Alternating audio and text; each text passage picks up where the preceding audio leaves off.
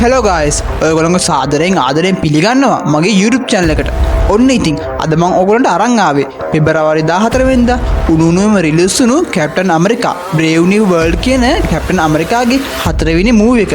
හැබැයි ඔයගොල්ලෝ මේ මූවි එක බලන්න කලින් Eternals මූවි එක වගේම 2008 දී රිලීස් වුණු Incredible Hulk කියන මූවි එක බලලා ඉන්න.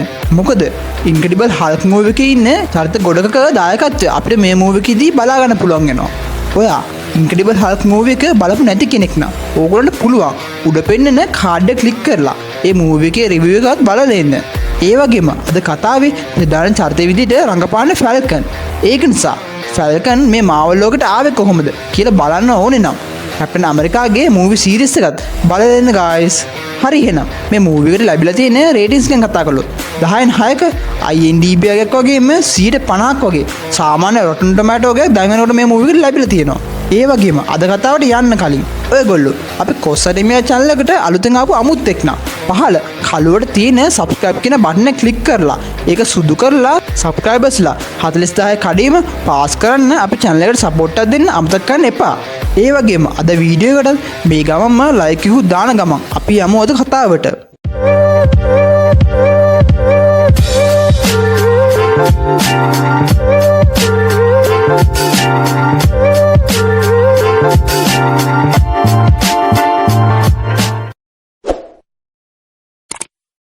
ඔන්න අද කතාව පටන් ගන්නෙ ජෙනරල් රෝස් චන්දරස්සීමකට සහභාගී වෙන්න හදන සීන් එකකින්. එතනදී ජෙනරල් රෝස් එයාගේ සෙක්‍රටරිගෙන් අහනවා එයාගේ දුව බෙටි ගැන මොනවත් ආරංචි උනේ නැද්ද කියලා. එතකොට එයාගේ සෙක්‍රටරි කියනවා අපිට බෙටි ගැන මුකුත්ම හොයාගන්න බැරි වුණා කියලා. හැබැයි මේ වෙලාවේදී අපිට පෙන්නනවා ජෙනරල් රෝස් එයාට තියෙන මොකක් හරි ලෙඩකට බෙහෙත් වගේක් ගන්නවා කියලා. ඊට පස්සේ චන්දරස්සීමට යන ජෙනරල් රෝස් එතන ඉන්න මිනිසුන්ට කියනවා අපි ඇමරිකන් මිනිස්සු විදියට ඉන්දියන් සාගරයේ තියෙන සෙලස්ටියල් දූපත අපේ යටතට ගන්න ඕනේ. ඒකට මාව මේ රටේ ජනාධිපති කරවලා ඒ වැඩේට සහයෝගය දෙන්න කියලා. මේ වෙලාවේදී නිවුස් වල පෙන්නනවා ජෙනරල් රෝස් මේ පාර තියෙන ජනාධිපතිවරණයට ඉදිරිපත් වෙනවා කියලා. ඒ වගේම ජෙනරල් රෝස් කැප්ටන් ඇමරිකාත් එක්ක එකතු වෙලා ඇමරිකාව එක්සත් කරන්න හදනවා කියලා නිවුස් වලට කියනවා. හැබැයි ජෙනරල් රෝස්ට පුළුවන් වෙලා තියෙනවලු අතීතයේදී ඇබොමිනේෂන් එක නිර්මාණය කරලා ලොකු විනාශයක් කරන්න ඉඩ සලසපු මිස්ටර් බ්ලූ කියන මිනිස්සයාවත් අත්අඩංගුවට ගන්න කියලා නිවුස් වල පෙන්නනවා. හැබැයි නිවුස් වලට කියන මේ කතාව අඳුරු කාමරයක ඉන්න මිනිස්සෙක් බලන් ඉන්නවත් එක්කම මේ සීන් එක මෙතනින් කට් වෙනවා. ඔන්න ඊළඟ සීන් එකේදී මාස 5කට පස්සේ වෙන සිද්ධියක් පෙන්නනවා. මේ වෙලාවේදී අපිට පෙන්නනවා ෆැල්කන් එහෙමත් නැත්නම් අලුත් කැප්ටන් ඇමරිකා මිෂන් එකක් කරන්න යනවා කියලා. හැබැයි කැප්ටන් ඇමරිකාගේ මිෂන් එක තමයි ත්‍රස්තවාදියෝ සෙට් එකක් හොරකම් කරපු පැකේජ් එකක් ආයෙත් ඒගොල්ලන්ගේ යටතට අරගන්න එක. මේක නිසා කැප්ටන් ඇමරිකා ඒ කට්ටිය හිටිය තැනට ගිහින් ඒ සෙට් එකට හොඳටම ගහන්න පටන් ගන්නවා. මේ වෙලාවේදී කැප්ටන් ඇමරිකා ඔකන්ඩ රාජධානියෙන් යට හදලා දුන්නු වයිබ්‍රේනියම් තටුවල තියෙන බලය උරා ගැනීමේ ශක්තියත් පාවිච්චි කරනවා. ඒ වෙලාවේදී මේගොල්ලන්ට තේරෙනවා මෙතන පැකේජ් එකට අමතරව ප්‍රාණාපකාරයෝ ටිකකුත් හිර කරන් ඉන්නවා කියලා. මේක නිසා කැප්ටන් ඇමරිකයි රෙඩ් වින් කියන ඩ්‍රෝන් එකයි ඒ කට්ටිය බේරගන්න යනවා. හැබැයි කැප්ටන් ඇමරිකාගේ ටීම් එකේ ඉන්න හමුදාව අයට තේරෙනවා මේ ත්‍රස්තවාදියෝ අතරේ සයිඩ්වයින්ඩ් කියලා දරුණු අපරාධකාරයෙකුත් ඉන්නවා කියලා. මේක නිසා සයිඩ්වයින්ඩ් ප්‍රාණාපයට තියන් ඉන්න කට්ටියව බය කරලා දාලා ඒගොල්ලෝ මරන්න හදනවා. හැබැයි මේගොල්ලන්ට තේරෙනවා මේගොල්ලන්ගේ පැත්තට කැප්ටන් ඇමරිකා යනවා කියලා. මේක නිසා මේ කට්ටිය කැප්ටන් ඇමරිකාව ඉවර ගන්න ලෑස්ති වෙනවා. හැබැයි මේකම එතනට එන කැප්ටන් ඇමරිකා එතන හිටිය හැමෝමත් එක්කම සුපිරියට ගහගන්න පටන් ගන්නවා.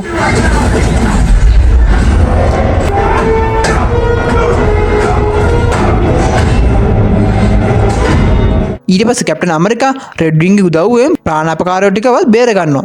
ඒත් මේ වෙලාවේදී ත්‍රස්තවාදීන්ගෙන් ටික දෙනෙක් මේගොල්ලෝ හොයන් ආපු පැකේජ් එක අරගෙන එතනින් පැනලා යනවා. මේක නිසා කැප්ටන් ඇමරිකා එයාගේ හමුදා යාළුවට කියනවා ඒ වැඩේ ගැන ඔයා බලා ගන්න කියලා. ඊට පස්සේ කැප්ටන් ඇමරිකා යනවා සයිඩ්වයින්ඩ්ව අල්ලගන්න. ඒත් එයාට සයිඩ්වයින්ඩ්ව අල්ලගන්න බැරි වෙනවා. මොකද එතනට එන ලොකු තදෙක් කැප්ටන් ඇමරිකාත් එක්ක ගහගන්න පටන් ගන්නවා.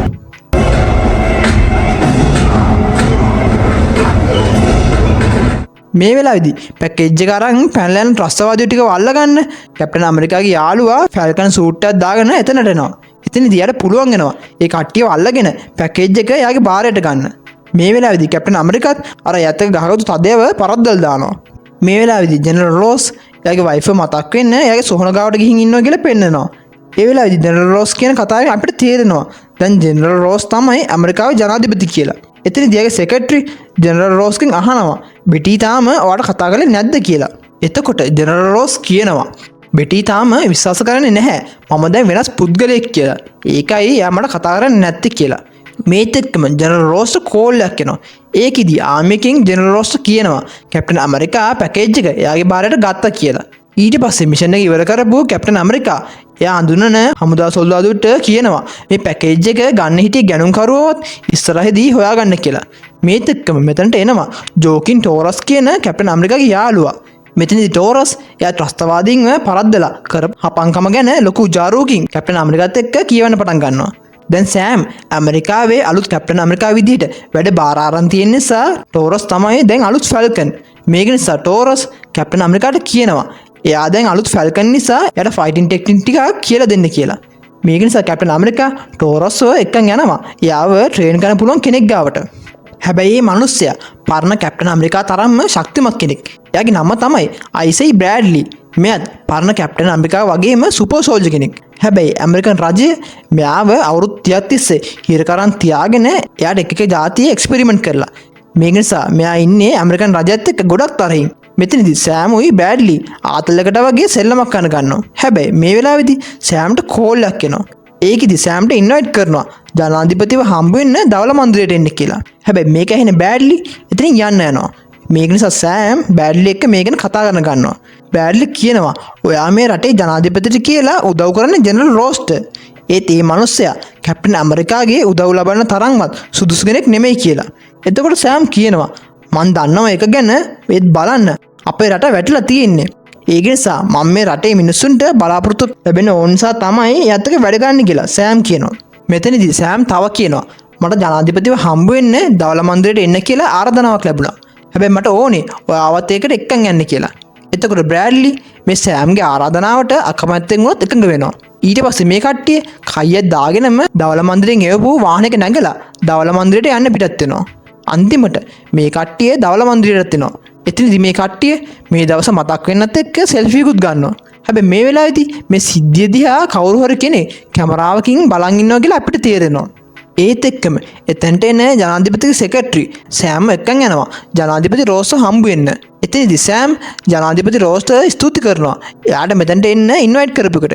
එතකොට ජෙනරල් රෝස් සෑම්ට ස්තුති කරනවා. ත්‍රස්තවාදීන් හොරකම් කරන් ගියපු පැකේජ් එක ආයෙත් අරගන්න උදව් කළාට. මෙතනදී ජෙනරල් රෝස් කියනවා මට ඕනේ ඇවෙන්ජර්ස් සංවිධානය ආයෙත් නිර්මාණය කරන්න. ඒකට මට උදව් කරන්න කියලා. හැබැයි ඇවෙන්ජර්ස් ලව ආයෙත් හදන මේ කතාවට සෑම් ගොඩක් ෂොක් වෙනවා. මේ නිසා සෑම් කියනවා ඒක ගැන හිතන්න එයාට ටික කාලයක් දෙන්න කියලා. මේ කතාවෙන් පස්සේ මේගොල්ලන්ට හම්බ වෙනවා ජපාන අගමැති ඔසාකියවත්.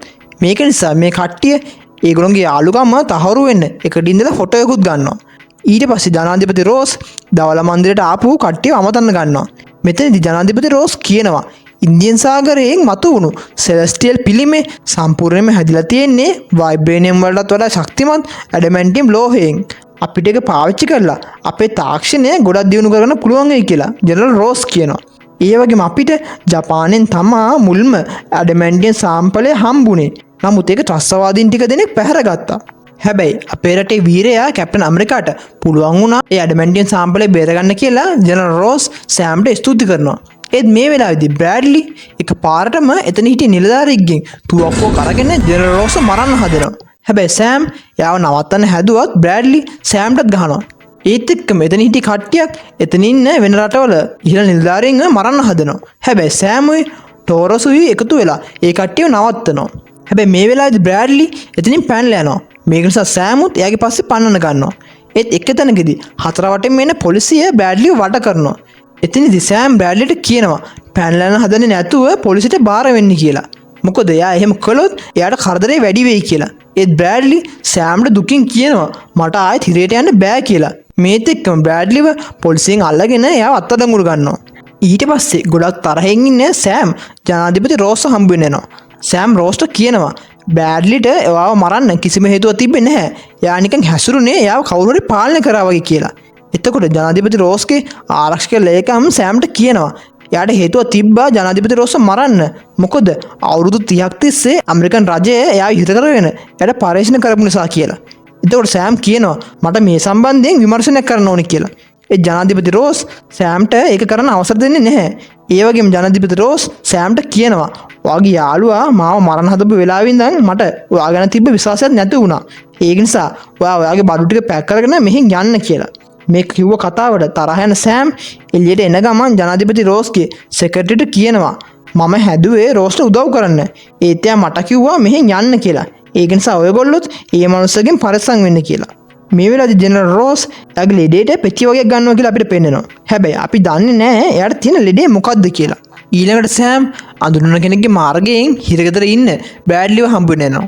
එතනදී සෑම් අහනවා මොන හේතුවකටද ඔයා ජෙනරල් රෝස්ට වෙඩි තිබ්බේ කියලා. එතකොට බ්‍රෑඩ්ලි කියනවා මට වෙඩි තිබ්බ වෙලාවේ වුණු සිද්ධිය හැරෙන්න අනිත් ඔක්කොම දේවල් මතකයි කියලා.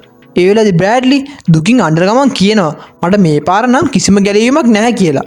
ඒ වගේ මට මේ වෙච්ච දෙයට මුල් වුණේ ඔයා තමයි කියලා බ්‍රෑඩ්ලි සෑම්ට බයිනවා. හැබැයි සෑම් බ්‍රෑඩ්ලිත් එක්ක මෙහෙම කතා කළා කියලා එතනට එන ජනාධිපතිගේ ආරක්ෂක ලේකම් දැනගන්නවා. ඊට පස්සේ සෑම් යන ගමන් ටෝරස්ට කියනවා මට හිතෙන්නේ ඒ වෙලාවේදී බ්‍රෑඩ්ලිගේ මනස කවුරු හරි පාලනය කළා කියලා. මේ වෙලාවේදී ටෝරස් CCTV ෆුටේජස් බලන ගමන් ඉන්නවා. ඒ වෙලාවේදී එයා දකිනවා බ්‍රෑඩ්ලිගේ ෆෝන් එකෙන් එයාගේ මූණට ලයිට් එකක් වදිනවා කියලා. ඒ වගේම මෙතන හිටිය කීප දෙනෙක්ටත් එහෙම වෙනවා කියලා ටෝරස් දකිනවා. මේ වෙලාවේදී CCTV ෆුටේජස් බලන ගමන් ඉන්න ආරක්ෂක ලේකම්ට ෆෝන් එකෙන් එළියක් එන සිද්ධිය ගැන මොකක් හරි අමුත්තක් තේරෙනවා. ජෙනරල් රෝසුත් එක්කෙනෙක්ට කතා කරලා එයාගෙන් අහනවා හිරකාරයා උතන ඉන්නව නේද කියලා. එතකොට මේ මනුස්සයා කියනවා හිරකාරයා තාම ඉන්නේ මෙතන කියලා.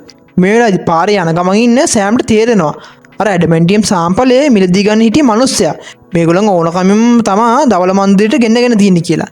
හැබැයි මේත් එක්කම සෑම්ගේ වාහනේ ඉස්සරහට එන සයිඩ් වයින්ඩර් සෑම්ගේ වාහනේට වෙඩි තියලා ඒ වාහනේ පුපුරවල දානවා.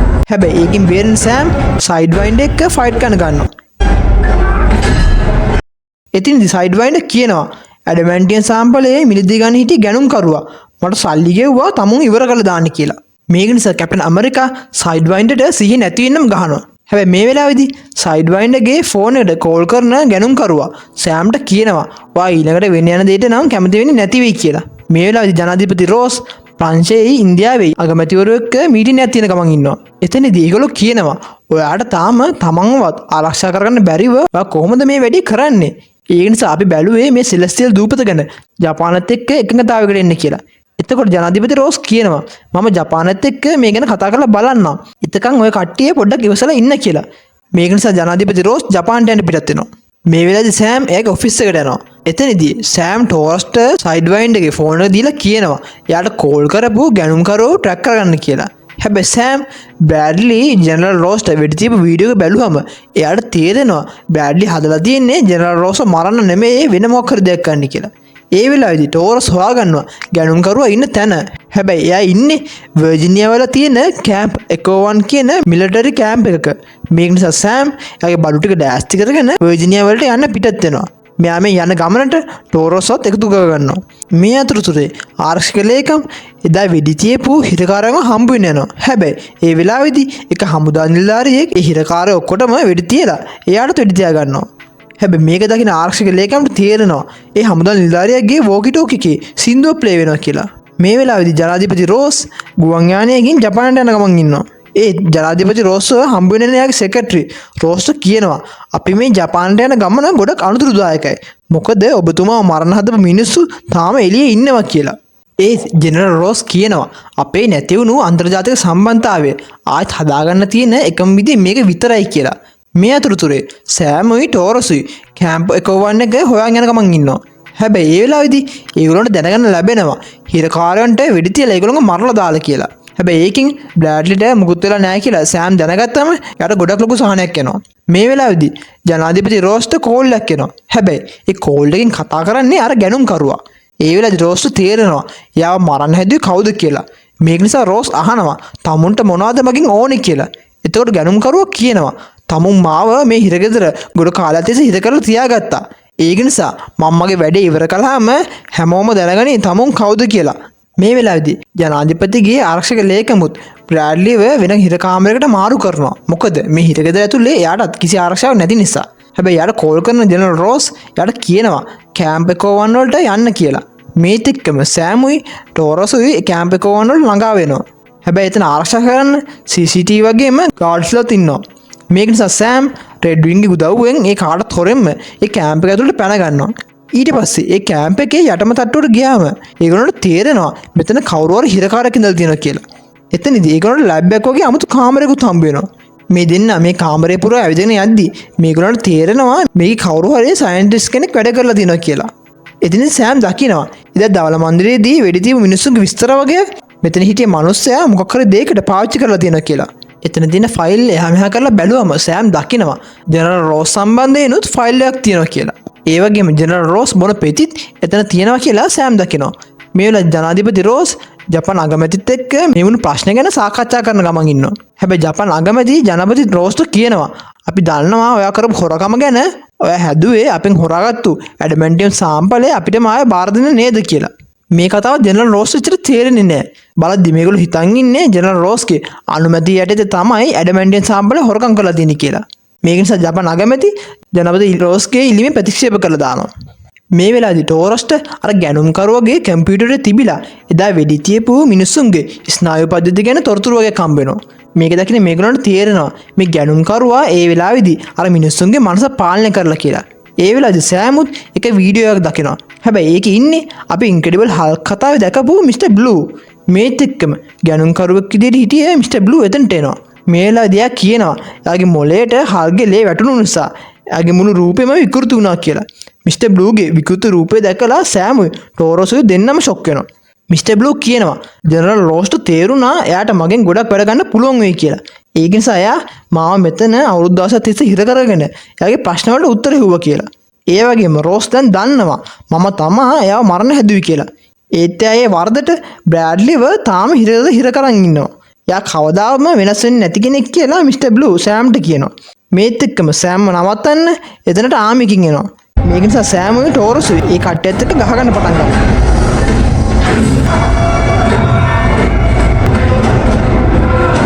මෙතනින් මේ කට්ටිය එළියට යන හදද්දී තව ආමිකි කට්ටියක් එනවා. හැබැයි මේගොල්ලෝ සපෝට් එකට එන ඕස්ගේ ආරක්ෂක ලේකම් මේ කට්ටියට ගහන්න ගන්නවා. ඊට පස්සේ මේ කට්ටිය එතනින් එළියට එනකොට මේගොල්ලන්ව FBI එකකින් අල්ල ගන්නවා. මේ කට්ටිය අධ්‍යාරක්ෂිත කලාපයකට අනවසරෙන් ඇතුළු වුණු එකට FBI එක සෑම්මයි ටෝරස්යි අතරඟුරු ගන්නවා.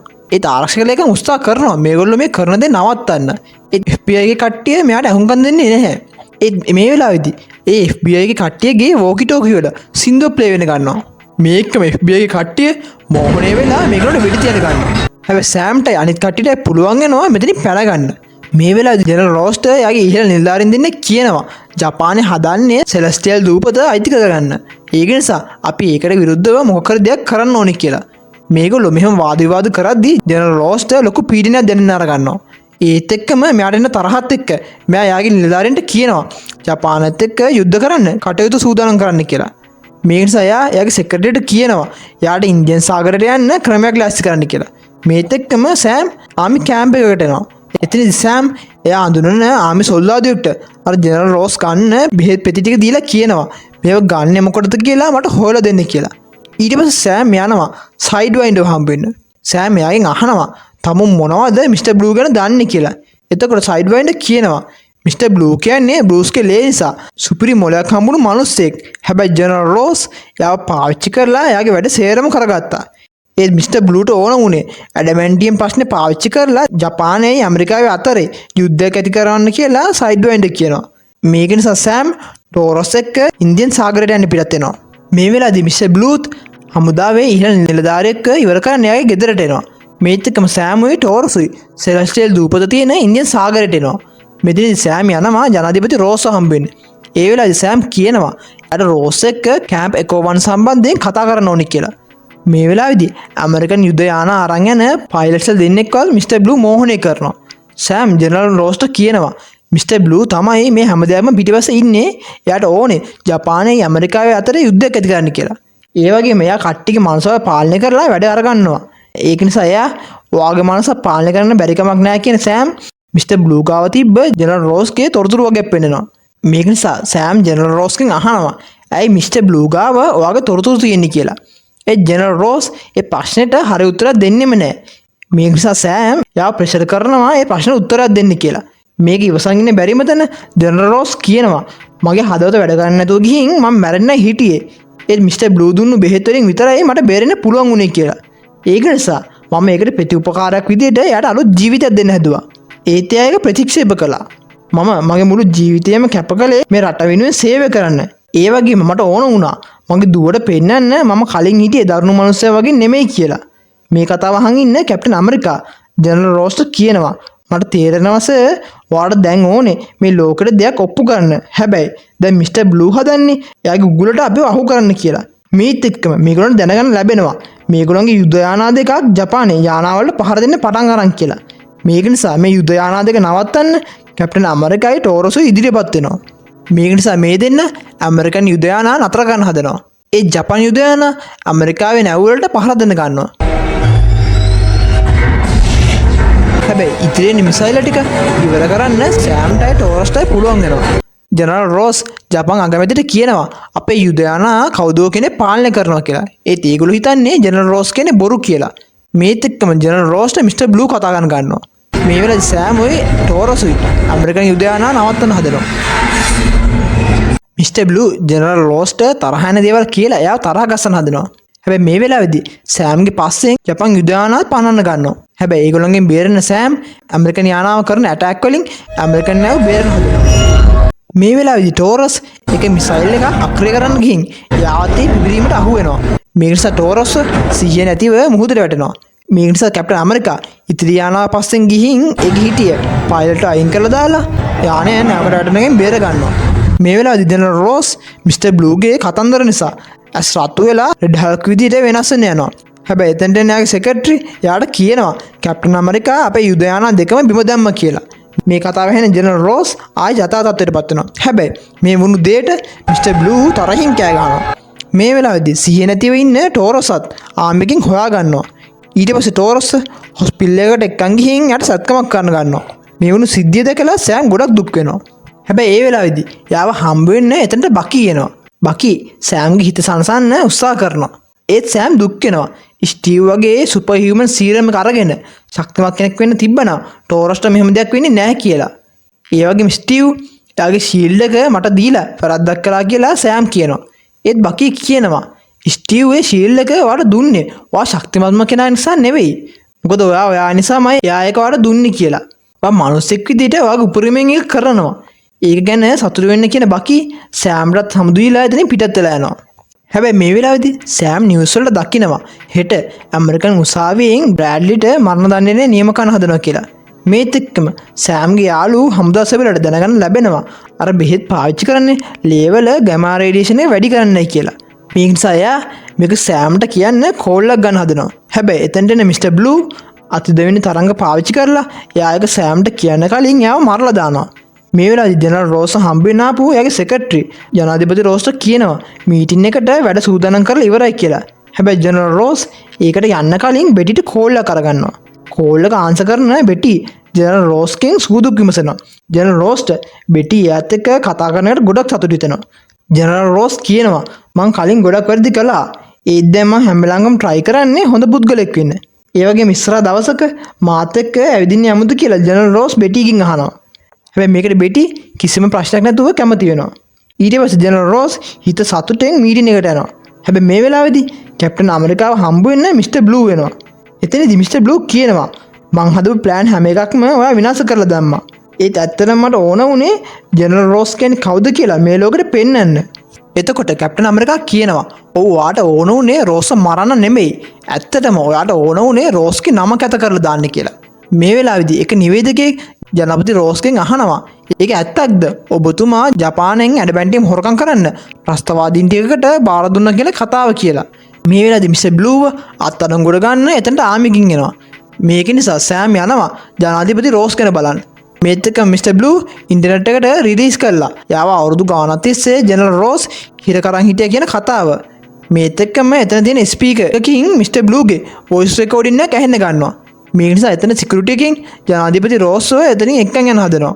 ඒත් රෝස් උත්සාහ කරනවා මේගොල්ලන්ට මිස්ටර් බ්ලූගේ කතාව පැහැදිලි කරලා දෙන්න. හැබැයි මේ වැඩේ නිසා රෝස්ට හොඳටම තරහ යන ගන්නවා. මේ නිසා ජෙනරල් රෝස් රෙඩ් හල්ක් විදිහට වෙනස් වෙන්න ගන්නවා. ඊට පස්සේ ජෙනරල් රෝස් එතන කලබල කරන්න පටන් ගන්නවා. හැබැයි එයාව නවත්තන්න එතනට කැප්ටන් ඇමරිකා එනවා. ඊට පස්සේ කැප්ටන් ඇමරිකයි රෙඩ් හල්කුයි ෆයිට් කරන්න පටන් ගන්නවා.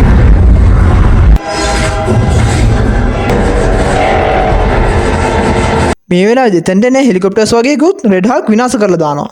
ඊට පස්සේ රෙඩ් හල්ක් සෑම්ගේ පස්සේ පන්නන්න ගන්නවා.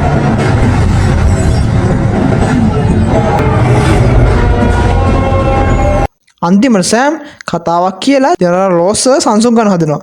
ඒත් එක හරියන්නේ නැහැ. මේ නිසා මේ දෙන්න ආයෙත් ෆයිට් කරනවා.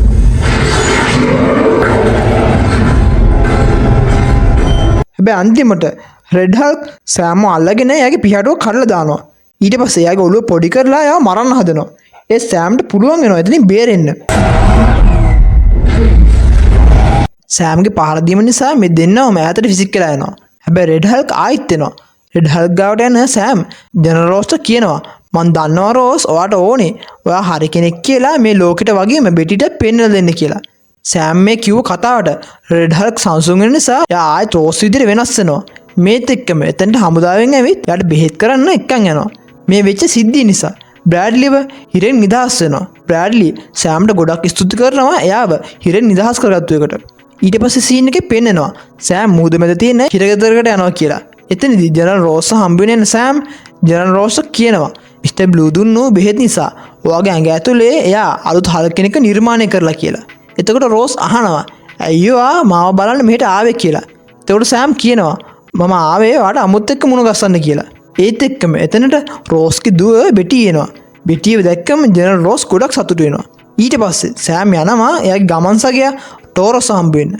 එතනදී ටෝරස් සෑම්ගෙන් සමාවිල් වෙනවා. වැඩේ ටිකක් අනාගත එකට. ඒ සෑම් කියනවා මම දුක්ුනේ ඔයාවත් මට නැති වෙයි කියලා හිතලා. මේ නිසා ටෝරස් කියනවා මටත් ඕනේ ඔයා වගේ දක්ෂ වීරයෙක් වෙන්න කියලා සෑම්ට කියනවත් එක්කම මේ මූවි එක මෙතනින් ඉවර වෙනවා. ඒත් එක්කම අපි මෙච්චර දවසක් බලන් හිටිය රෙඩ් හල්ක් ඉන්න කැප්ටන් ඇමරිකාගේ 4 වෙනි මූවි එක මෙතනින් ඉවරලා යනවා. ඔයගොල්ලන්ට මේ මූවි එකේ කැමරා කොපිය බලන්න ඕනේ නම් අහලා කමෙන්ට් සෙක්ෂන් එකේ පින් කරලා තියෙන ඊමේල් එකට මැසේජ් එකක් දාන්න. හරි එහෙනම් guys ඔයගොල්ලෝ අපේ channel එක subscribe කරමු නැති කෙනෙක් නම් channel එක subscribe කරලා channel එකත් එක්ක එකතු වෙන්න කියලා ආරාධනා කරන ගමන් අපි ආයෙ දවසක අලුත් කතාවක් එක්ක හම්බ වෙමු.